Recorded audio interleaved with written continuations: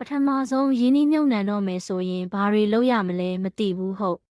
ငွေစုတာကနေရင်းနှီးမြှုပ်နှံမှုဘက်ကိုပြောင်းတော့မယ်ဆိုရင်ဒီအချက်၅ချက်ကိုသတိထားပါပထမဆုံးအနေနဲ့ကိုယ့်ရဲ့ရင်းနှီးမြှုပ်နှံမှုပန်းတိုင်ကိုသတ်မှတ်ပါမလိုမဖြစ်အရေးပေါ်ရန်ပုံငွေတစ်ခုစုထားပါစွန့်စားနိုင်စွမ်း risk tolerance ကိုသတ်မှတ်ပါပညာရှာပါဘလို့ရင်းနှီးမြှုပ်နှံမှုပုံစံတွေရှိလဲကိုယ့်အတွက်ဘယ်ဟာအသင့်တော်ဆုံးလဲလေ့လာပါနောက်ဆုံးပစ္စမအချက်ကတော့စောစောစတင်ပါ